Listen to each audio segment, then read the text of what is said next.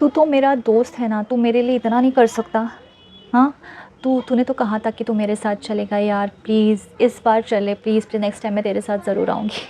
ऐसा हमारे साथ हमेशा होता है ना कि हम दोस्तों के लिए बहुत कुछ चीज़ें करने लग जाते हैं, एंड जब सामने से वो चीज़ें नहीं होती है तो हम बहुत डिसअपॉइंट फ़ील करते हैं, और हमें ऐसा लगता है कि यार ये सच में हमारा दोस्त है या नहीं, क्योंकि इसने उस दिन तो कहा था कि ये ज़रूर मेरे लिए चीज़ करेगा। जब मैंने इसके लिए इतना सब कुछ किया है तो इसने फिर क्यों नहीं मेरा साथ दिया।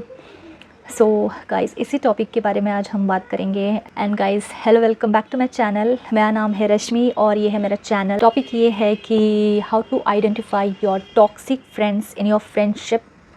जिस भी फ्रेंडशिप में अभी तक आप हो, उनमें अगर आपको आइडेंटिफाई करना नहीं आ रहा कि ये हमारा सच्चा दोस्त है या फिर टॉक्सिक फ्रेंड है, सो इसी टॉपिक के ऊपर बात करते हैं। तो ठीक है, फिर जल्दी से स्टार्ट करते हैं वीडियो।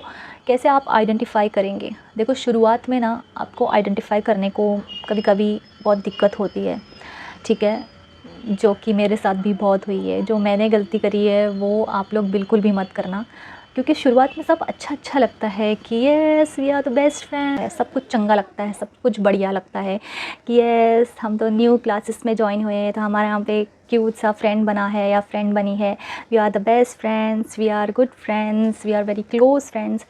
बट वही टाइम होता है जब हमें नहीं समझ में आता है और हम बस फ्लो में चले जाते हैं। फिर हम अपनी सारी लाइफ की प्रॉब्लम्स बताने लग जाते हैं। फिर धीरे धीरे वो चीज़ टॉक्सिक हो जाती है जब आप उनके लिए दिल खोल के सारी चीज़ें करने लग जाते हो, और सामने से जब वो चीज़ नहीं आती है तो आप फिर खुद में ही खो जाते हो, खुद में ही एंजाइटी, डिप्रेशन, और उसके बाद वो लोग आपका मतलब आपको छोड़ना भी नहीं चाहते, आपको रखना भी चाहते हैं, क्योंकि उन्हें बहुत मज़ा आ रहा रहता है कि आपको इस दुखी हालत में देखते हुए। So how to identify your toxic friends in your friends circle. देखो, टॉक्सिक फ्रेंड्स वो होते हैं ना जो सामने तो दिखाएंगे कि they are your very good friend, but जब करने की बात आती है ना वो पीछे हट जाते हैं। और आप जब उन्हें क्वेश्चन करते हो कि भाई देख, ये तो तूने मेरा साथ क्यों नहीं दिया इस चीज़ में, तो पीछे क्यों हट गया, तो तब वो आप ही को ब्लेम करेंगे। अरे क्या हर एक चीज़ में तुझे पता नहीं कि मेरे लाइफ में कितना प्रॉब्लम चल रहा है, मेरे फैमिली में कितना प्रॉब्लम चल रहा है, तो मैं कैसे ये करूँगा, तो हमेशा झगड़ा ही करता है क्या, तो हमेशा यही करता है। ऑब्वियसली आप फ्रस्ट्रेट होगे कि भाई आप उनको जब ज़रूरत थी तो आप उनके साथ में थे, बट जब आपको ज़रूरत थी तो वो उन्होंने बैकआउट कर दिया, और उसके बाद आपका गुस्सा करना जायज़ कैसे नहीं है? हाँ, आपका गुस्सा करना जायज़ कैसे नहीं है? और आप गुस्सा भी नहीं कर रहे हो, आप बस एक फ्रेंड के नाते हक़ से आप पूछ रहे हो स्ट्रेट फॉरवर्ड, जो कि मोस्ट ऑफ़ द लोग नहीं पूछते, क्योंकि उन्हें अच्छा बन के रहना रहता है सबके सामने, अच्छा दिखावा करना रहता है। जो एकदम खुल के किसी के सामने नहीं रह सकता ना, वो क्या अच्छा दोस्त बनेगा। तो मैं तो ऐसी थी एकदम स्ट्रेट फॉरवर्ड, और मैं पूछती थी कि अभी इस सिचुएशन में तूने मेरा साथ क्यों नहीं दिया? तूने लगता था कि हम झगड़ा करने वाले हैं या फिर रूड बात कर रहे हैं, तो अभी तुमने ऐसी रूड हरकत कर दी, हम क्या बात भी नहीं कर सकते? ये कैसी दोगलापंती है भाई। तो ऐसे होता है कि वो आप ही को मैनिपुलेट करने लग जाते हैं, और जब एक टाइम आता है कि आपको रियलाइज़ होता है कि नो यार भाई हम गलत चीज़ में, तो उसको आइडेंटिफाई कैसे करें स्टार्टिंग में ही। देखो, स्टार्टिंग में इतना भी कोई अच्छा नहीं हो जाता, जब आपको लगे कि सब अच्छा है, और जब आपका कुछ आपके पास जब पैसे होते हैं, जब खर्च करने की बारी आती है, तो वो नहीं करेंगे, वो आपसे ही करवाएंगे। तो तब समझना चाहिए हमें कि नहीं भाई, जब आप दोगे तो आपको उतना मिलना भी चाहिए, ठीक है। जब सिर्फ आप तो देते रहोगे, चाहे पैसे के मामले नहीं, मतलब आप अपनी एनर्जी इन्वेस्ट करते रहोगे, और सामने से जब चीज़ें नहीं मिलती है तब आपको क्वेश्चन उठाना चाहिए उस टाइम पे कि is that he is really my friend और she is my really friend. हाँ, तो तब आपको क्वेश्चन उठाना चाहिए खुद में कि क्या सच में ही इज़ वर्थ इट और she is worth it for me. तो तभी आपको एक्चुअली में जवाब मिलेगा कि नहीं। और तब आप ये मत सोचना कि यार इतने सालों की फ्रेंडशिप है तो मैं कैसे तोड़ दूँ, कैसे मैं इसको मतलब इससे थोड़ा इग्नोर करूँ, क्योंकि वो ऐसे दोस्त होते हैं ना जो आपको रखना भी चाहते हैं और आपको जाने भी नहीं देना चाहते, क्योंकि उन्हें पता रहता है अगर ये हमने अगर इसको छोड़ दिया ना तो ये लाइफ में कुछ ना कुछ तो अच्छी चीज़ करेगा करके। और वो बार बार आपको बुला के अपने साथ इन्वॉल्व करके चीज़ों में थोड़ा गुम करना चाहते हैं, और थोड़ा सा आपको डिस्ट्रैक्ट करना चाहते हैं, ऐसे भी होते हैं गाइज़। सो आपको अपने दोस्त बहुत अच्छे से चूज़ करना चाहिए। शुरुआत में अगर कोई दोस्त ऐसा ना निकले कि सिर्फ पैसे के हिसाब से सोचे, जो इंसान सिर्फ पैसे के हिसाब से सोचता है ना, वो अच्छा दोस्त नहीं बन सकता। और जो सोचेगा उनसे तो आप एकदम दूरी बनाए रखें कि नहीं भाई, दोस्ती नहीं हो सकती। चाहे आपके लिए उसने थोड़ा कुछ कभी कुछ कर दिया होगा तो भी आपको नहीं सोचना चाहिए, क्योंकि वो एक जो रेड फ्लैग वाला चीज़ आ जाता है उसमें कि यार ये तो हमेशा मुझसे ही खर्च करवाता है, खुद तो कभी नहीं करता है, क्या पता फिर बोलेगा कि यार नहीं है इतने, तो फिर मैं ही क्यों इतना ये करूं।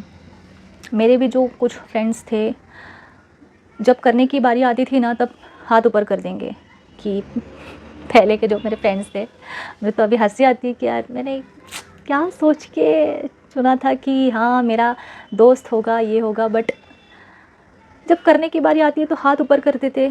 थोड़ा सा भी मत खर्चा नहीं हो पाता था उनके पास। अगर हमने कभी पार्टी वगैरह करी या फिर किधर घूमने गए तो मतलब बातें इतनी बड़ी बड़ी करेंगे, लेकिन जब खर्च करने की बारी आई तो तू करना तू करना तू करना ऐसे करेंगे। तो मैंने बोला इतना क्या सोचना है भाई, आज तू कर दे कल तू कर दे, इतना क्या सोचना है भाई इस चीज़ में।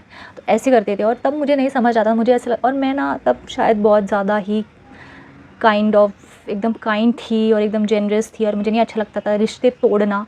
और मुझे डर रहता था कि वो छोड़ के चले जाएंगे मुझे, ये मतलब ये जो दिमाग में मेरे बैठा दिया था ना, दिमाग में इतनी अच्छाई थी ना, उस वजह से मैं देख ही नहीं पाई उस टाइम पे भी बहुत सारी चीज़ें थी जो मैंने नज़रअंदाज कर दी कि जाने दो करके, हमारे ही तो दोस्त हैं ना, दोस्तों को कैसे ऐसे ये कर देंगे। बट मैं नहीं समझ पाई और मुझे ऐसा लगा कि यार ये अच्छी बात नहीं है कि मतलब ऐसे छोड़ना। तो मैं उस टाइम को वो डिसीजन नहीं ले पाई। बट जब मेरी खुद की प्रॉब्लम्स थी तभी भी मैं नोटिस करती थी कि वो इतना इन्वॉल्व नहीं होते थे उस चीज़ में। मतलब उन्हें पता था कि लाइफ में मेरे क्या चल रहा है, बट उस मतलब मेरी प्रॉब्लम्स कुछ नहीं, उनकी प्रॉब्लम्स बहुत प्रॉब्लम्स हैं। मैं अगर कुछ बोलना चाहूँ या कुछ अपने फैमिली के बारे में, हम दोस्तों से क्यों मिलते हैं जब हमारा दिल का भड़ास निकालने के लिए, या फिर अपनी बातें उनके साथ शेयर करो ताकि वो भी हमारी प्रॉब्लम्स में शामिल हो और हमें कुछ समझाए। बट नहीं, सामने से हंसेंगे बिसेंगे, खाएंगे पिएंगे जाएंगे, वैसे भी मेरे ही खर्च हो रहे, वो भी मज़े ले रहे, और बदले में मुझे कुछ नहीं मिल रहा, ना मुझे इमोशनल सपोर्ट मिल रहा है ना कुछ, उल्टा वही हंसते रहेंगे। ऐसे भी थे। तो ऐसे लोगों के साथ मैं दोस्ती में मतलब मैं दिमाग में फोड़ती हूँ अपना कि क्या कर रही थी मैं जब तुझे समझ में आ रहा था। और जो ना थोड़े बहुत काइंड होते हैं, जो प्योर इनोसेंट से होते हैं, उन्हें नहीं समझ में आता है कि लोग इशारों में क्या चीज़ें बात करते हैं। और जब फ्रेंड्स ऑफ द ग्रुप होता है ना कि उसमें 4 जन या 3 जन भी हो, तो एक होता है ऐसे थोड़ा भोला भाला टाइप का, एंड 2 होते हैं एकदम चालाक टाइप के। तो उन लोग के बीच में बहुत कुछ खिचड़ी पकती रहती है जो हमें समझ नहीं आती। ये मस्ती मजाक वाली चीज़ें ठीक है, बट चालाक टाइप के होते हैं तो वो लोग कुछ ज़्यादा ही अपना दिमाग चलाने की कोशिश करते हैं। उन्हें ऐसा लगता है कि वो बहुत शाणे हैं, ये है वो है, बहुत कुछ कर लेंगे, इसको येड़ा बनाएंगे। बट इट्स लाइफ, एंड ये दुनिया आप नहीं चला रहे हो, ये यूनिवर्स चला रहा है। तो आपने जिसको कम समझा था तो वो चीज़ आप नहीं डिसाइड कर सकते, यूनिवर्स डिसाइड करेगा वो चीज़। तो ऐसा होता है, हमें नहीं समझ में आता कि रियल फ्रेंड्स है या क्या है, बट वो धीरे धीरे आपको बहुत ड्रेन करते हैं, आपकी पॉजिटिविटी को लेते रहते हैं, और उन्हें पता रहता है कि इससे ही हमको सारी चीज़ मिलेगी। कभी भी किधर भी जाना हो तो आप ही के पैसे खर्च हो रहे हैं, आप ही से चीज़ें लिया जा रहा है, आप ही से इमोशनल चीज़ों का सपोर्ट भी लिया जा रहा है, पैसे भी आपके ही जा रहे हैं। लेकिन आपकी जब बारी आती है तो तब हाथ ऊपर भी। रश्मि की हमको कोई लेना देना नहीं हो, हमको कुछ नहीं, हमको फ़र्क नहीं पड़ता, उसकी चीज़ें वो देख लेगी। तो बड़ी चालाकी से वो चीज़ों को वो लोग ये करते, ये बहाना कर देंगे, यार तुझे तो पता है ना मेरे लाइफ में क्या चल रहा है, तुझे तो पता है ना मेरे लाइफ में बहुत प्रॉब्लम्स है, तुझे तो पता है ना अभी ये सारी चीज़ें हुई। अरे बट ठीक है, तुम्हारी भी है, तब मैं तुम्हारे साथ में थी, ठीक है। जब मेरी प्रॉब्लम्स थी, तुम कहाँ पे थे, क्या कर रहे थे? जब मेरे लिए स्टैंड लेने की बारी थी तब तुम क्या कर रहे थे? तो नहीं थे वो लोग, एज सिंपल सी बात है, नहीं थे तो नहीं थे। और उस टाइम को मैंने समझ पाई कि आई वॉज़ वेरी इनोसेंट, नहीं समझ आता था मुझे। अब बोलती हूँ कि चमाट मारना चाहिए था कोई तो। बट देखो, जब आपकी लाइफ में ऑलरेडी प्रॉब्लम्स चल रही है, आपके आजू बाजू में कोई ऐसे समझाने वाला नहीं है, आप खुद ही आइडेंटिफाई कर रहे हो, तो उसमें थोड़ा टाइम लगता है समझने के लिए।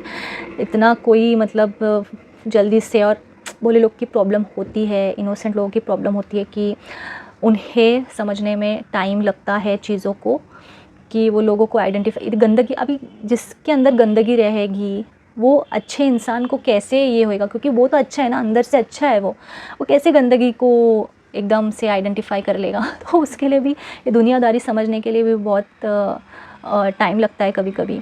और आजू बाजू अगर कोई सिखाने वाला ना हो तो कैसे आप सीख जाओगे। तो मुझे भी वैसे ही खुद से ही सारी चीज़ों का लेसन लेना पड़ा। एंड हाँ, और एक चीज़ ये बोलूँगी कि कभी कभी बहुत साल हो जाते हैं, 10-15 साल हो जाएंगे, 7-8 साल हो जाएंगे, तभी भी आपको समझ में नहीं आएगा कि they are your true friends और टॉक्सिक फ्रेंड्स।